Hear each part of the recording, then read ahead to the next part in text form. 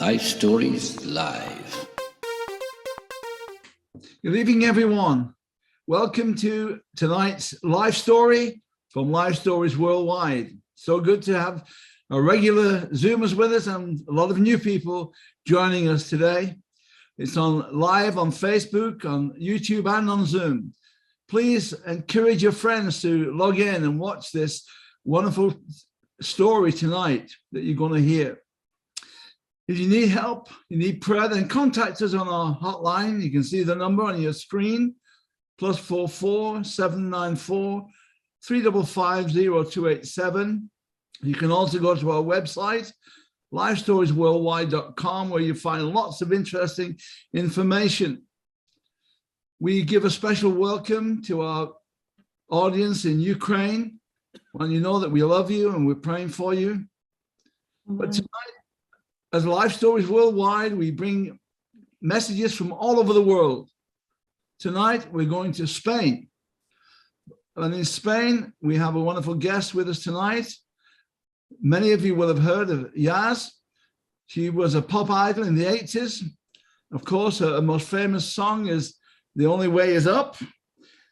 And I don't know if she's going to sing that tonight or not. But she's a wonderful person. She's a lover of all things, but she says love chocolate more than anything. But she's in Spain now, relocated in Spain, where she's doing teaching and also still composing. But tonight, I'm going to hand over to Yazz to tell us her life story. Thank you, Yazz. Thank you. Thank you. It is really lovely to be with everybody tonight. Big hugs and a big embrace from Spain to you, especially to Ukraine. Obviously, our hearts are with you and thinking of you and strong for you at this time, and also to Russia as well, who are also suffering, I feel, in this time. So I would really love to speak into that. As a Christian, I would love to share my story with you tonight, and hope that perhaps something of what I've been through will speak to your lives and lead you closer to knowing about the person of Jesus. So my own spiritual journey began probably most deeply at the height of my career, when I was quite successful in mainstream pop music. I had a growing yearning, if you like, for answers and truths about many things in life growing up. And I've reached this sort of place where everything collided, really at the height of my career. And I began this extraordinary journey towards meeting the person of Jesus Christ. So I was not born a Christian. My family, my father was Jamaican, my mother is English, and they met in England, and we grew up in a small part of England's capital, London, in Shepherd's Bush. And it was a place full of music and colour and scents and sound and markets.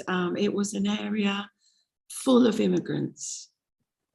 This was the beginning of the 60s. So I grew up around the Polish, the Jews, the Irish, all in this area where we were all sort of heaped together, which was a real comfort to me, because there I really began to develop my love for people and people of all nations, and would be a place, I think, where Jesus would meet me too very deeply, because of his love for people of all the world, and creating so many people in all these different colours and beauty. So it was a difficult time growing up. It was the 60s, and it was a time in England when the government had invited many of their Commonwealth countries to come over and help build England after the war.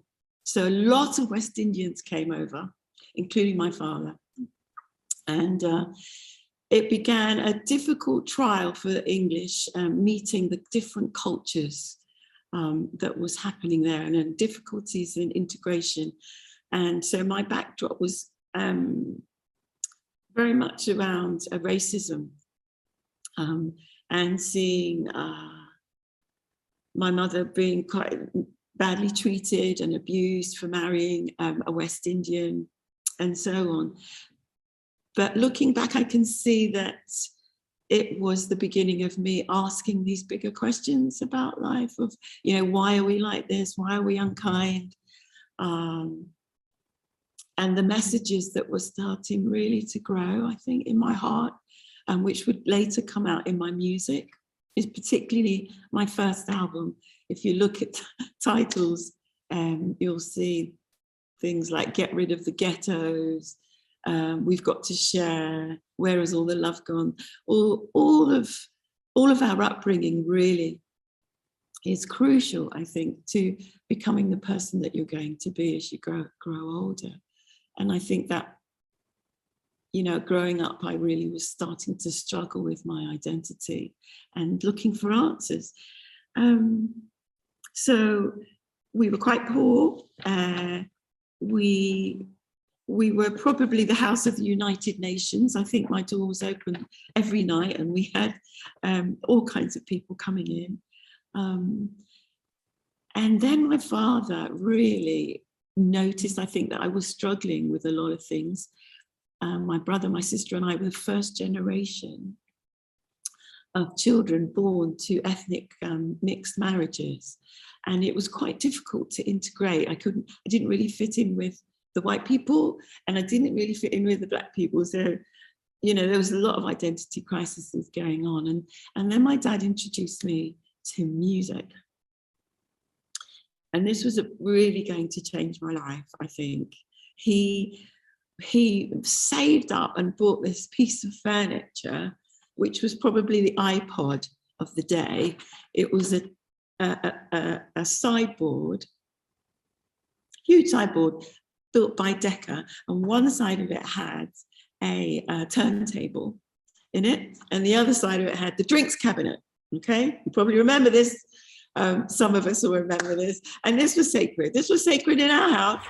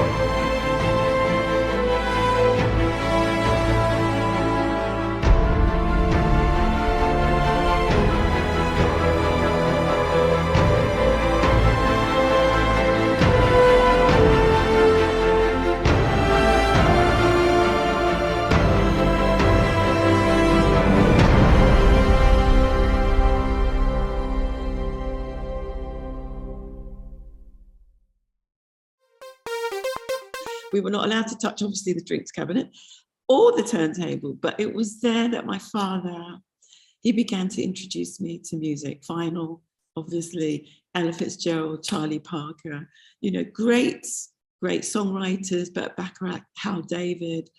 And I think it was there that I began to think that, do you know what, this is maybe how I could enter the world.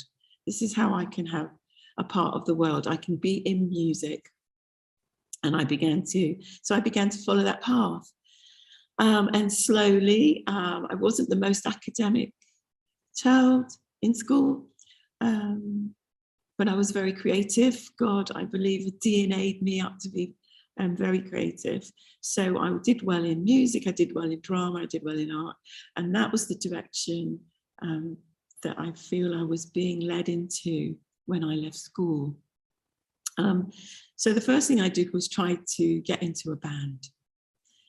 I was buying loads of music. I was buying first edition vinyl cuts. I was going to all the big DJ stores, and I began to work in a nightclub in the heart of the West End, the Soho area of London.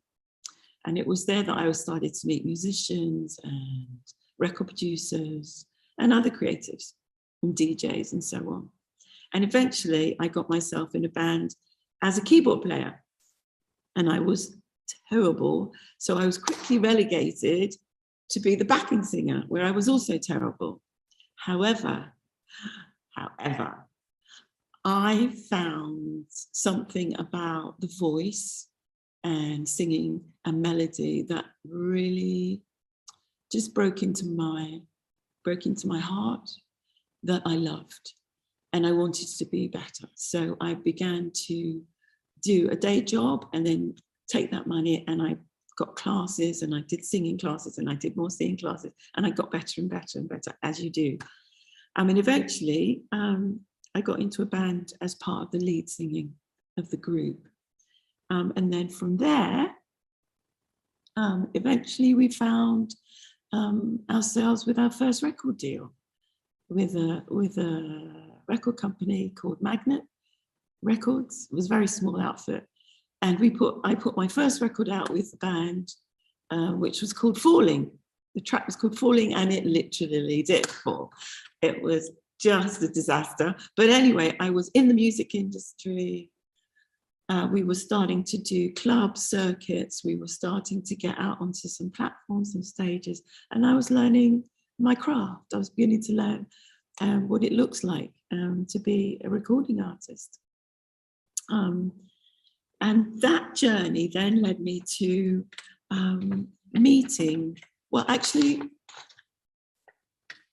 it was around the, around the 80s, the beginning of the 80s in the UK. And there was a band called Wham that was in the charts and bubbling, and it was clear that this band was going to go somewhere. It just had success written around it, I think. And I decided to leave the band I was in and find out who was managing this group. So I made an appointment, and I took my music and my demos, and I went and knocked on the door and said, "Hi, this is me. Would you have a look? I want to get involved. I can see you're really good managers, I think. Can I be a part of your stable?" And they took me on.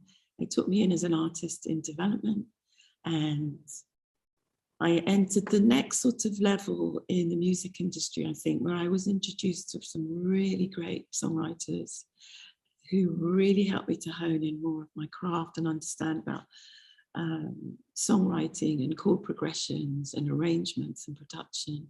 And soon I found myself in recording studios and doing better songs. And then eventually I met a group who were called Coldcut. And this was a time when technology and music had so advanced that, you know, people could make music in their bedrooms now. You didn't have to pay really expensive sessions in studios. And Coldcut were two DJs working for Kiss FM, which was one of the top and foremost radio stations in the UK at the time. And they were really, you know, moving the narrative of music and culture for what they were playing. And they said, "Would you like to get together with us? We need a female singer to write good choruses or parts of the song structure, but we'll do the rest of the music." And they were amazing. They were very different and innovative. And we wrote this song anyway called Doctorin The House, which was a song which took and lifted parts of people speaking from movies or from other tracks, and they put them all together, and then we put a chorus over it. So it was completely illegal, quite frankly. But anyway, we made this, and it was called Doctorin The House, because we were doctoring music, and we put this song out on a very small independent record label called Big Life. And it was so small, we were literally licking the stamps on the envelopes and putting the records out in the back of the vans and in record clubs. And this song exploded.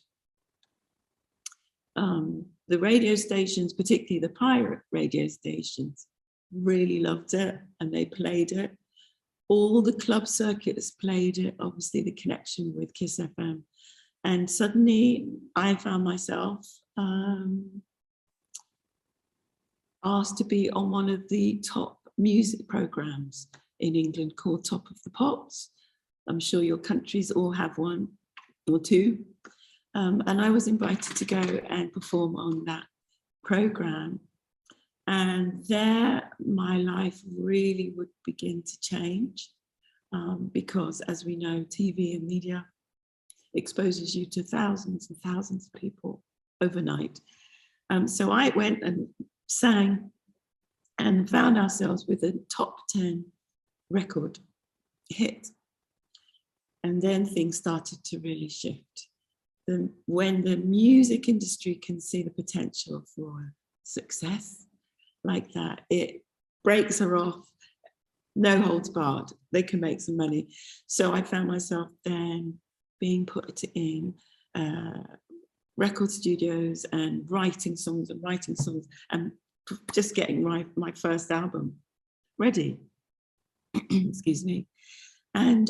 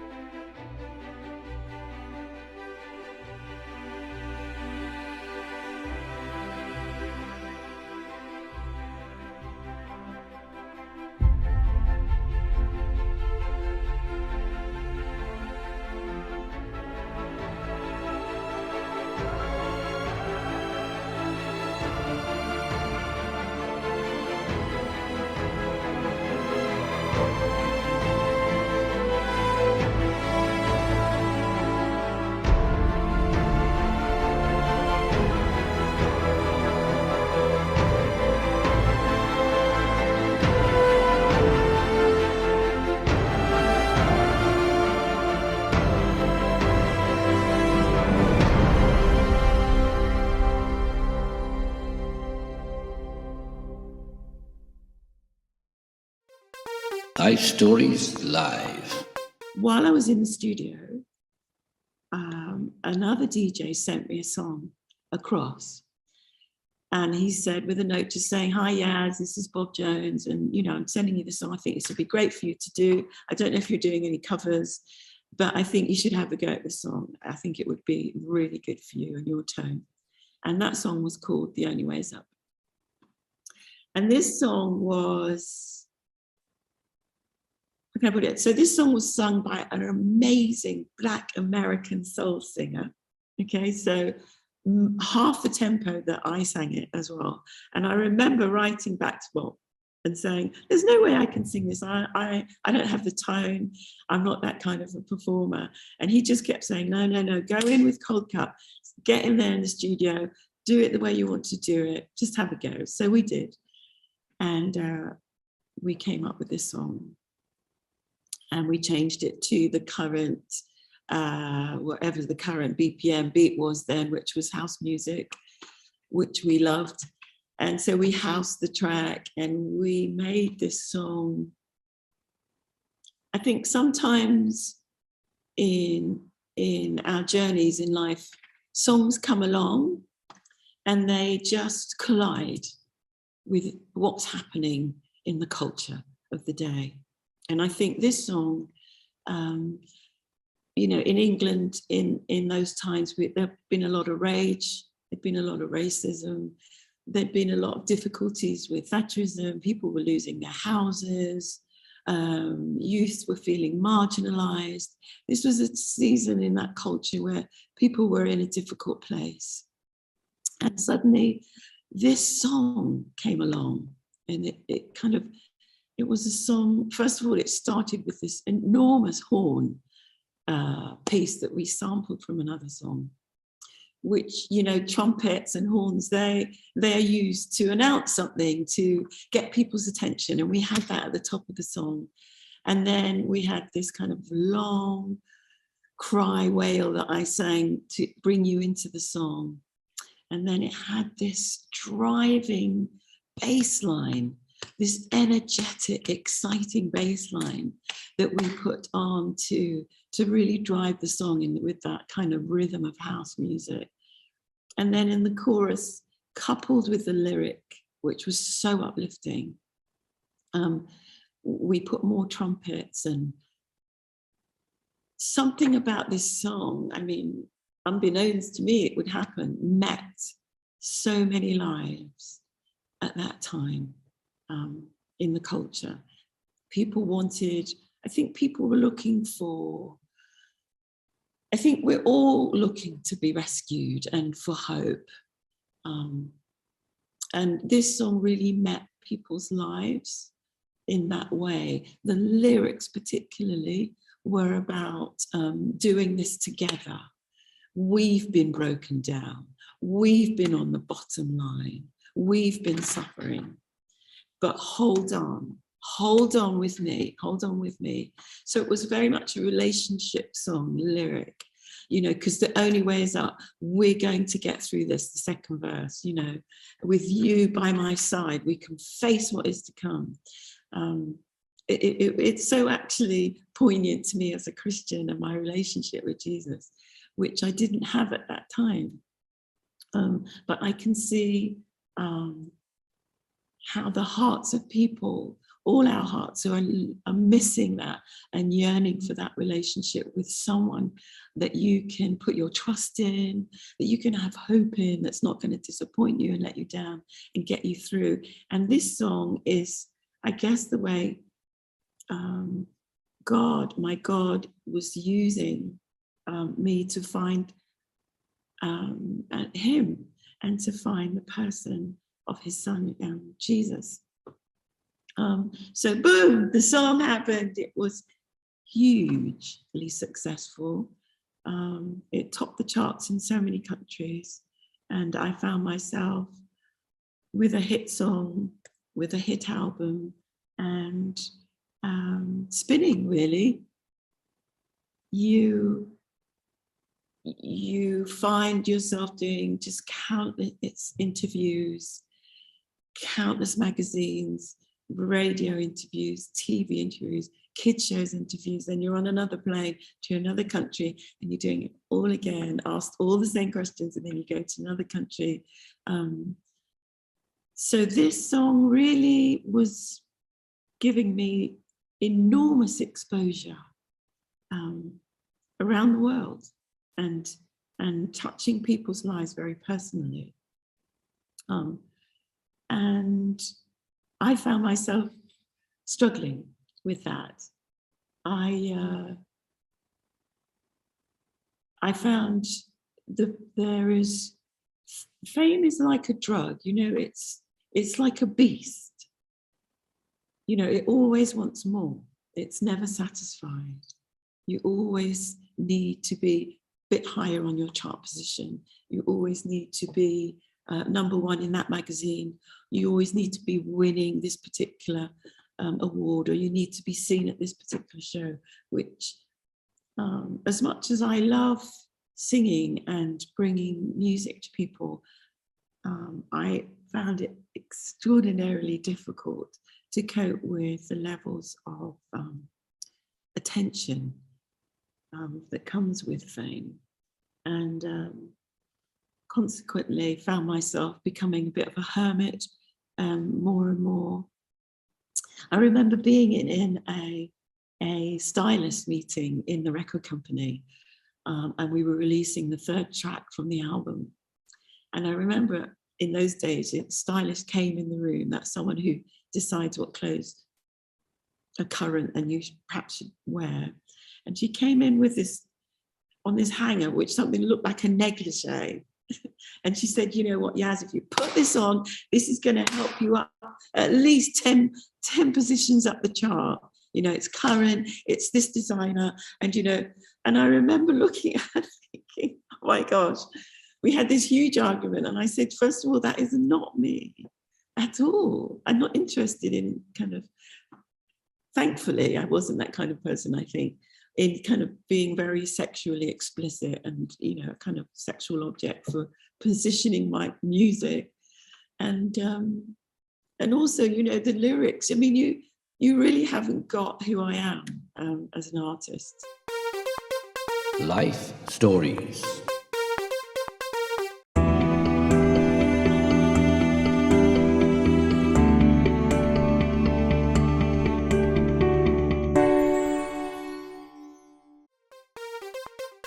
Life Stories Live.